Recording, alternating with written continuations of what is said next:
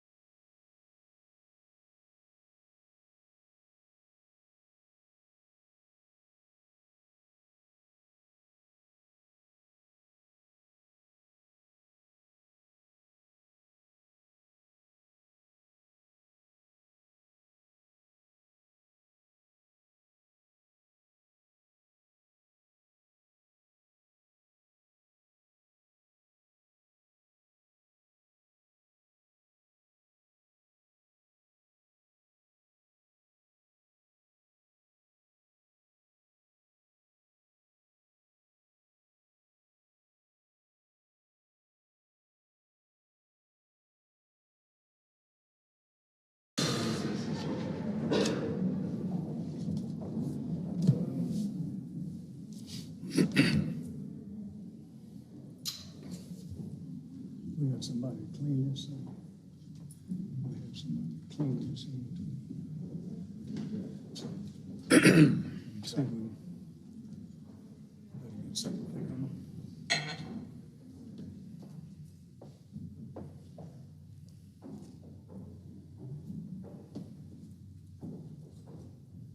Nobody to clean the thing. How about sing some? We'll go in.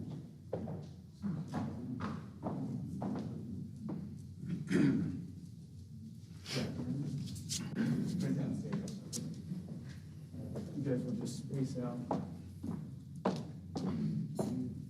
Space out on that side.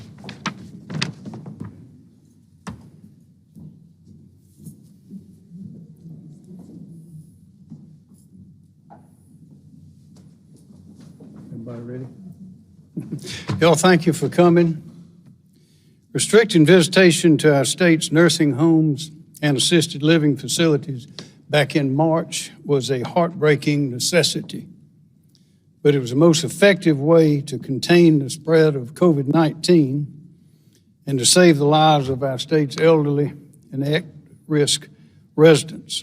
As you know, we've had a lot of elderly people in our nursing homes to pass away during the virus. As expected, the months of the separation and isolation have caused loneliness, depression, stress, anxiety among the residents. And I worry about them like you do every day. I worry about their physical and mental and emotional health as you do every day, and as their loved ones do every day. It's been frustrating for all of those who are worried about a parent, grandparent, or their loved one's well-being. I've spoken with them, perhaps you have too. I've read numerous letters, I've had phone calls, I've had face-to-face conversations, and I've heard the pain and frustration in their voices and in their words. We know that we have no policy or procedure that can eliminate all possibility of risk. We can't do it. But the time has come, based on what we've learned, what we've experienced, to reunite our family members, loved ones, and caregivers safely as best we can. You might recall that back in June, right after I'd asked the Department of Health and Environmental Control to develop visitation guidelines for the nursing homes and assisted living facilities, that we had to postpone releasing them due to the rising rate of infection and hospitalization. I've told you before, we had the executives and representatives of all the hospitals in the state, I believe, at one time in the conference room expressing their concerns about that rising rate and the possibility of a lack of hospital availability. So that's why we postponed that measure at that time. We are committed to protecting the physical, mental, and emotional health of our elderly and at-risk people and their loved ones. The guidelines that DHEC has developed will require a number of things, as they will explain to you. They will require the testing of every resident, the testing of every staff member, and there will be repeated tests there, and there will be testing for visitors. Strict rules and procedures must be followed if this is going to work. Facilities will be monitored by both DHEC and the Department of Aging's Ombudsman, who is here today. They have a program for monitoring compliance. Recently, the Department of Aging created a working task force. As visitation resumes, they will be monitoring this progress and the process under this process, and they will take public input and make additional suggestions to DHEC on needed policies or procedures. So this is another situation where we have everyone involved to see that we're doing the best we can in following the rules of safety. The last thing that any of us here or any of you want to see is for visitation in any nursing home or facility to be temporarily suspended because of an outbreak. But we can prevent that. We can do this. That's why it's important, vitally important, that family members and loved ones follow each and every one of these requirements. It'll be explained in a moment, before and during your visit. And again, there will be ample testing of the residents and the staff, and there are rules and procedures that if we follow them, we think we can accomplish this and then move to the next step. Director Marshall Taylor, DHEC.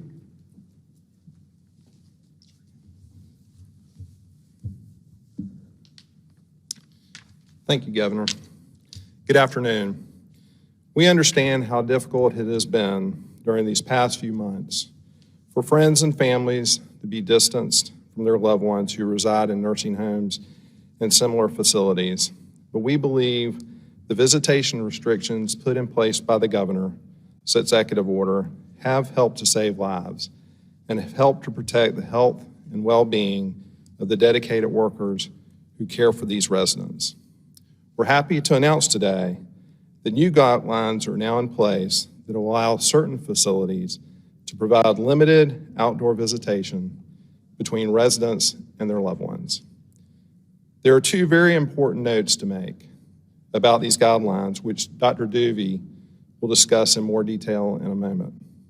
First is that protecting the health and well-being of nursing home residents is the center of this plan. Second is that these guidelines do not mean that visitation is available for everyone at every facility. These guidelines provide carefully developed criteria that, if met, can allow a facility to implement socially distanced outdoor visits. DHEC's doctors and medical experts have worked closely to develop these guidelines, and we hope that they restore some peace and joy to the vulnerable residents of long-term care facilities and their family and friends, while also being protective from this deadly disease. I'll now turn it over to Dr. Duvey, our Public Health Director, for additional information.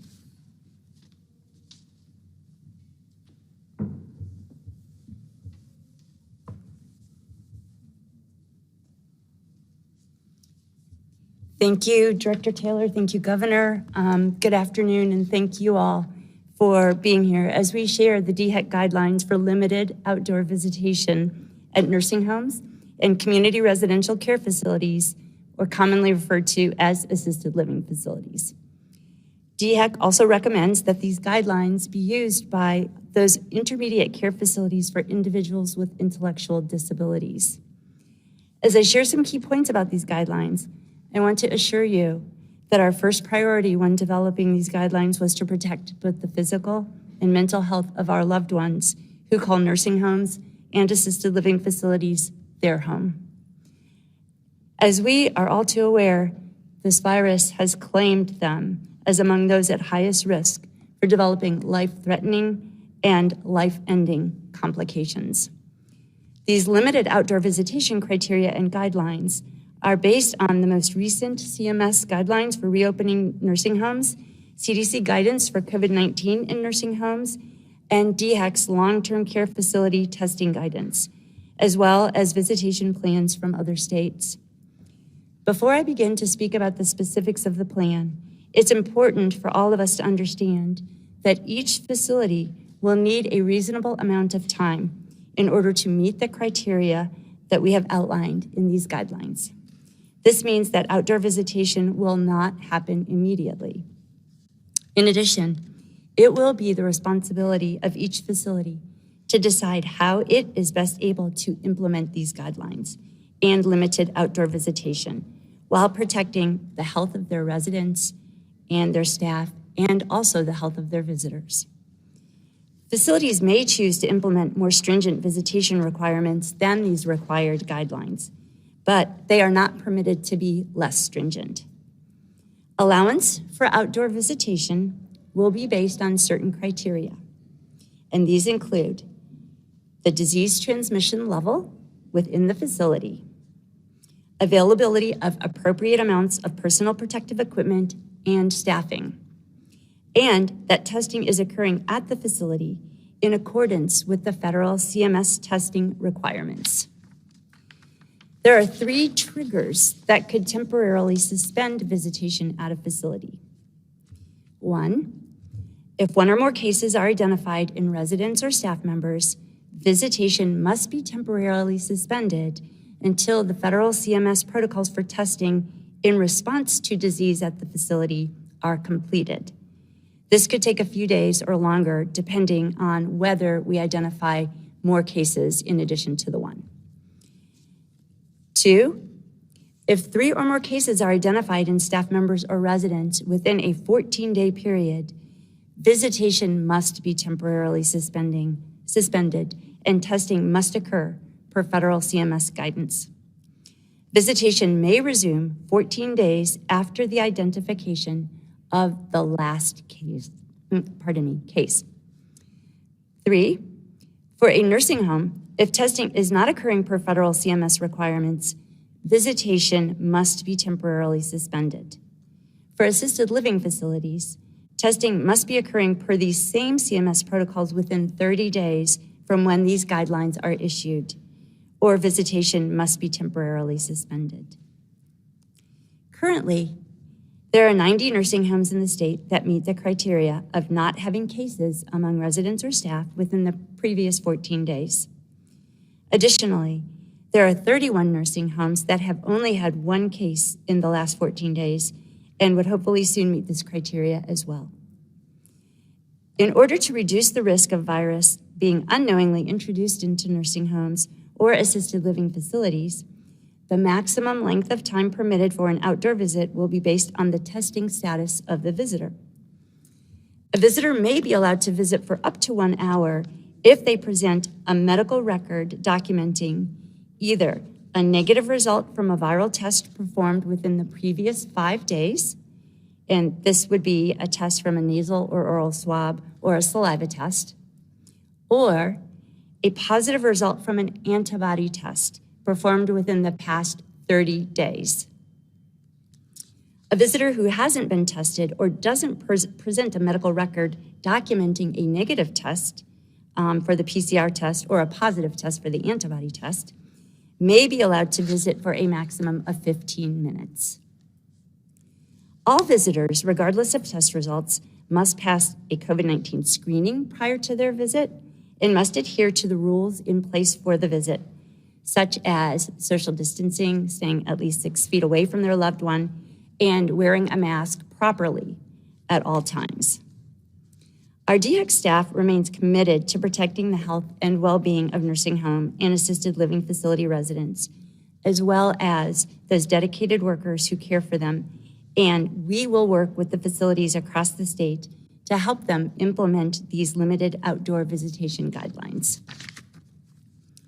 Over the past several weeks, DHEC has performed in-person infection control surveys at all 194 licensed nursing homes in the state. In addition, DHEC staff have performed 102 infection control desk reviews of community residential care facilities, those assisted living facilities, and 95 infection control inspections of assisted living facilities in the state. During those inspections, we were able to assess that appropriate disease prevention protocols were in place at each facility, and we were able to perform follow-up surveys at facilities if we had any concerns. As these new guidelines are implemented, it's also important to remember that 129 South Carolina nursing homes have taken advantage of the CMS COVID-19 Communicative Technology Grant, and they have received funding to connect residents with their loved ones and family members using tablets, smartphones, and other devices.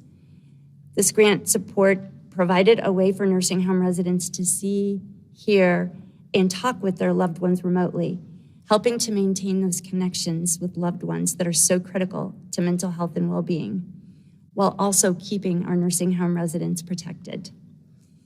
With these new guidelines, the governor, the facilities that care for our loved ones, and DHEC are so happy to bring those critical connections from cyberspace to outdoor spaces. And we look forward to many socially distanced but happy reunions. You can find these guidelines for limited outdoor visitation in full on DHEC's website, on the nursing homes resource webpage, which is accessible toward the bottom of the main COVID-19 landing page. Questions about a facility's current visitation status should always be directed to the facility itself, as they will have the most up-to-date information. Thank you very much. And now I would like to turn it over to Director Connie Munn.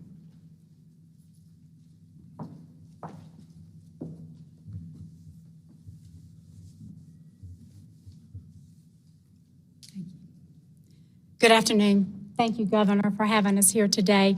I'm here representing the task force. I'm Connie Munn, and I'm the director of the Department on Aging. We have some of the task force member here with us today. Dr. Trexler with DHEC is here. I have Tim Womack, who is the South Carolina Association of Area Agency on Aging Director, and I have Dale Watson, who is our state long-term care ombudsman. We are here today to show our support to the governor and to DHEC for these guidelines that have been released. As Governor McMaster mentioned, there are numerous, hundreds of phone calls that we all receive, and I'm sure the public as well has received the same phone calls from concerns.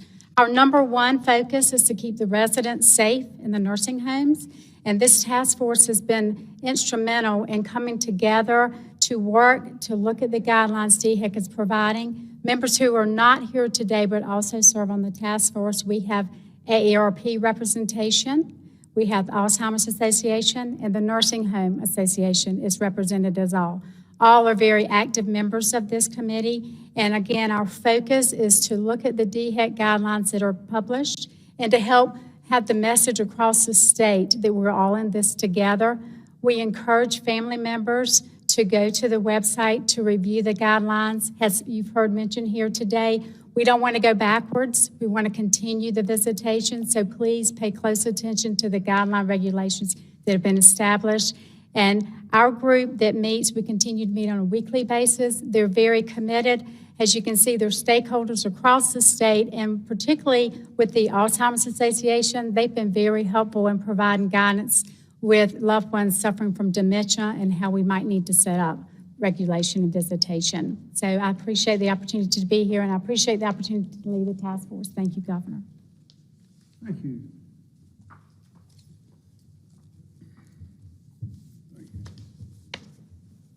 Thank you.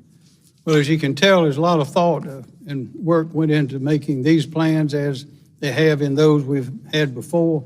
Both as the virus approached and as it arrived, we took a careful, methodical, determined, step-by-step approach, and we're doing that now to move out to where we'll fully get back to life as much as we can. We realize that this visitation or the absence of it in the nursing homes and the other long-term care facilities has been a tremendous burden on people. We're aware of that, just as we're aware that the schools not being open have been a burden on many parents, and as we're trying to open them back up as much as we can now, and that is still a burden on a lot of working people, and life is still disrupted, but we're getting back to our regular functions as quickly and as safely as we can. And I want to thank DHEC and Connie Munn, the Department on Aging, and all the associations, AARP and Alzheimer's and others, for the insight that has been made available to our team as we've developed these procedures. So with that, are there questions? Yes, sir.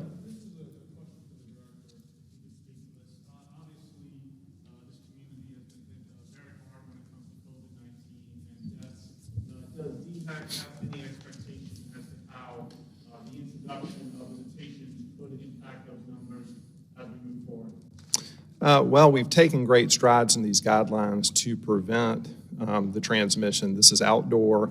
It's socially distancing. It's wearing masks.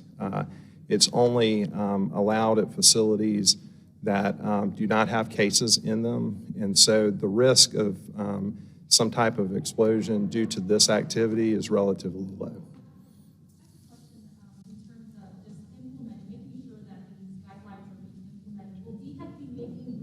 Checkups at certain facilities to ensure that the nurses and the workers are following all these Dr. Duvey. Thank you. Thank you. That's a great question. So DHEC is going to be requiring daily reporting from these facilities. We'll be requiring them to tell us how much PPE they have available, that reassure us, in fact, document that their staff have been tested according to the protocols, that if they have a case that has been diagnosed in the facility, that is reported immediately. And they have begun the full-scale testing of every single resident and staff in that facility as a result of identifying that one case. So we feel that, everybody wants this to happen. And we feel that people are, the nursing home administration and the staff are going to be very forward-facing with this information with us. In addition, we are required under CMS, they are required under CMS guidance to do this testing.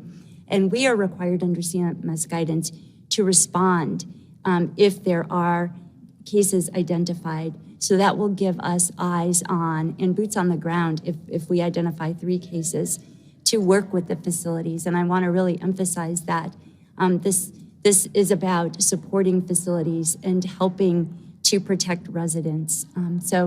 I am really confident that we'll be able to manage this with all the things that we have put in place. If there's a positive test, can you explain in layman's terms what the CMS guidelines are for the facility? They have to test everyone? Yes. Yes, they have to test. Yes. And is this limited in the guidelines that says 12 months? Is this limited to immediate family members doing visits, or can it be months? So there's no mention of who those visitors can be. There's an age restriction. I believe it's 14 and older. Is that right, Brandon? 12 and older. 12 and older, thank you. So 12 and older, and a number restriction, so no more than 2 visitors at a time. And there can be exceptions to that 12 and older, depending on the circumstances. Yes, oh, yes. Actually, did you say 31 homes have had no new cases? Nope, I think it was 90. I'm going to tell you. Was it 91? Yeah. Sorry, I'll find it for you. 90. Yes, nursing homes.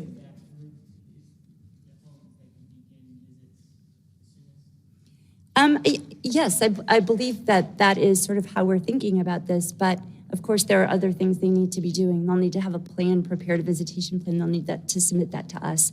They'll need to be reporting to us all those things I mentioned previously.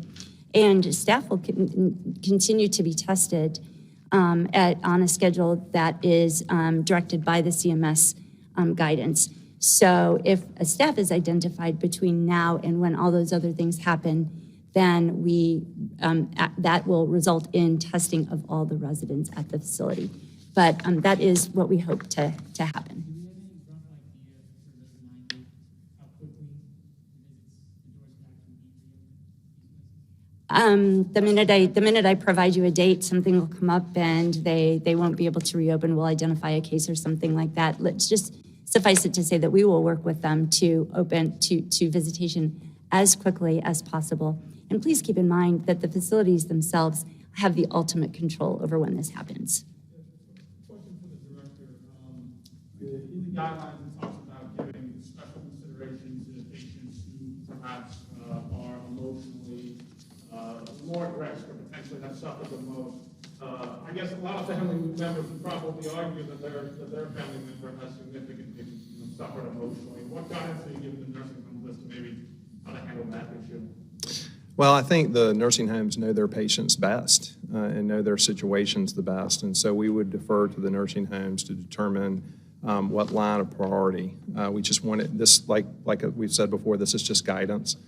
So this is something for them to consider when they're making appointments for visitation.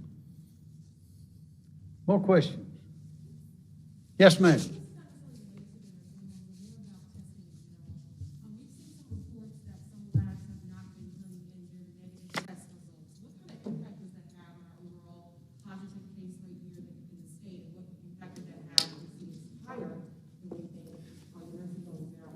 Well, that's been a question in every state since the very beginning, to be sure that the accurate numbers are being turned in and reflected. But DHEC is looking into that. They've been looking into it to be sure that they are presenting the accurate information. Any more questions? Yes, sir.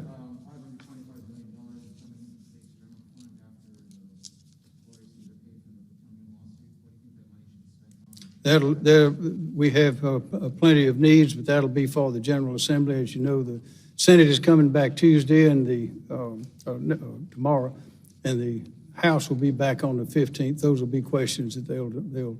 But my view is we don't know what's going to happen in the future. The forecasts have been changing as we've gone forward, and we do not expect to have nearly as much as we had early expected to have. So I'm hoping that we will not create a new budget and spend extra money, but that we will hold the line with the continuing resolution and wait till we get to January when things are a little more stable and we can see a little better how much is coming in and what our needs are. Ms. McKinney.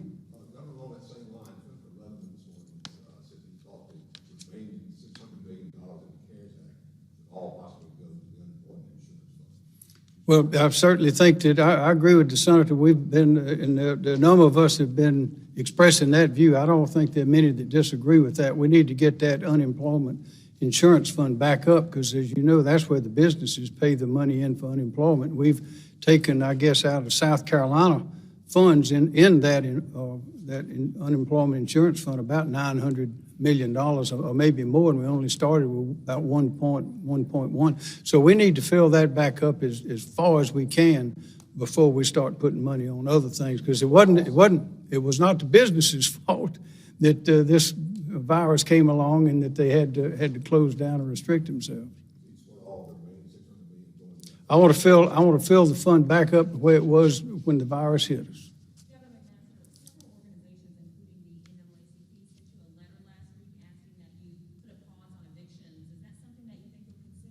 That'll be a question for the legislature. As you know, the Chief Justice has had a pause as well, but that'll be a question for the General Assembly. Yes, ma'am.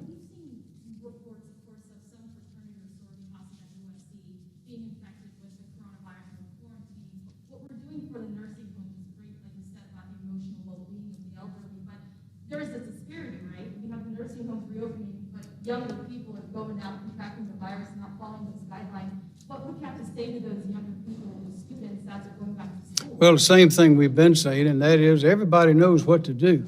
We're not back at March. We know how it's spread. We know how fickle it is. And we know how easy it's spread. And we know how the results, particularly in the older and those with underlying conditions, how dangerous it can be.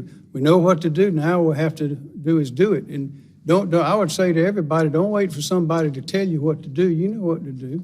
You go ahead and do it. And if we all stick together and do the right thing, we can get out of this. If we are careless or reckless, then there'll be consequences. Yes, ma'am. Over here.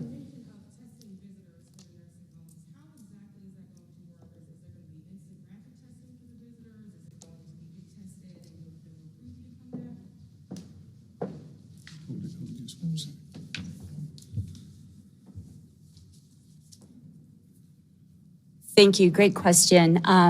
So DHEC is committed to establishing testing sites weekly in every county. Visitors who would like to go do an outdoor visitation with a nursing home can go to one of those sites and get tested at no cost to them. In addition, there are testing sites that are regular pop-up sites, et cetera, that commonly occur around the state. So that's another opportunity for testing at no cost. They could go to a healthcare provider. In addition, there's the antibody test that they could do if you donate. If you know that you've had COVID-19, you have a positive test, you can go and donate serum actually, and we call that convalescent serum, and that contains antibodies. They will do the antibody test for you at no cost. You get the test result, and a patient somewhere, hopefully in the state of South Carolina, will derive benefit from the plasma that you have donated. So So they would have to show their results Yes, yes, Is there a time frame? Is it, results within 72 hours? yes. Takes a test the week before, is it still valid? Yes.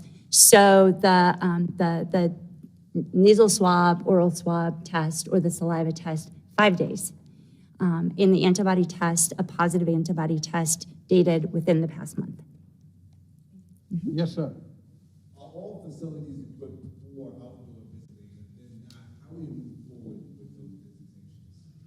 So that is up to the individual facility, and they will include that in their plans. There may be some facilities for which that's easier than for other facilities. But we know that these facilities will be creative and will hopefully find a way to provide space for this to happen. Was there any serious consideration of allowing some special indoor visitation, and are there any special exceptions? Yes. Yeah, the compassionate care visits, I'm glad you asked that. So this has been occurring even throughout the pandemic. A resident at the end of life is entitled to compassionate care visit from family members. But not for other patients, no indoor visits? That's right, yes. Governor, state leadership has obviously made a decision that it's time to move forward with this initiative. Is there a threshold where if the situation worsens that we might have to roll this back? I'm sorry. You said governor, so I missed the first part of the question. State leadership has obviously decided to move forward with this initiative. Is there a threshold if the situation gets worse with COVID-19 that we might have to roll this back? So the threshold would be determined by the number of cases in the facility. If we can never get to a point where we've had no new cases for 14 days, then we cannot reopen visitation, and hopefully that won't occur because of the CMS guidelines that assist with testing. So a statewide situation may not directly impact a nursing home in particular.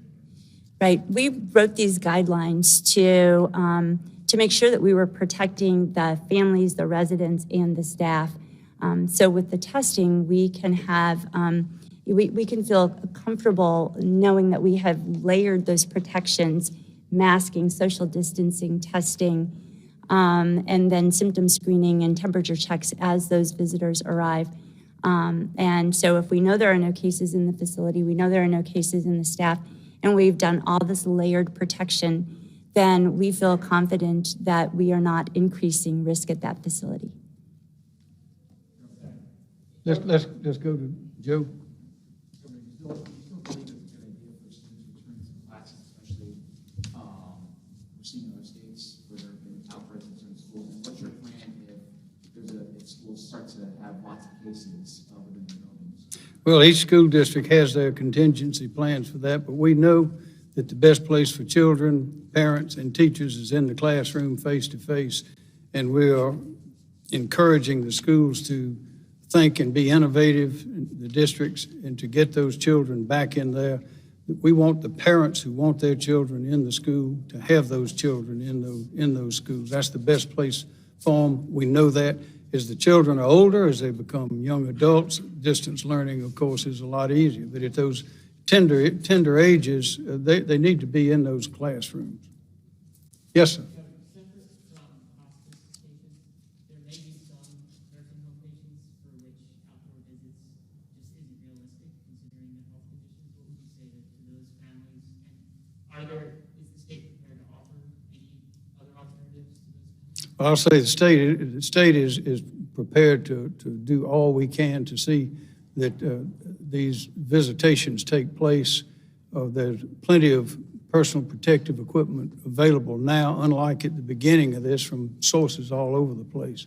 And the combinations, the Nursing Home Association and others are grouping together to be sure that if they just need a small supply, that they can group up with others to have a larger supply to get it all in very quickly. The Emergency Management Division has a stockpile of equipment if necessary, but we are monitoring this to be sure that there's plenty of protective equipment for these nursing homes. Do you want to address the rest of that?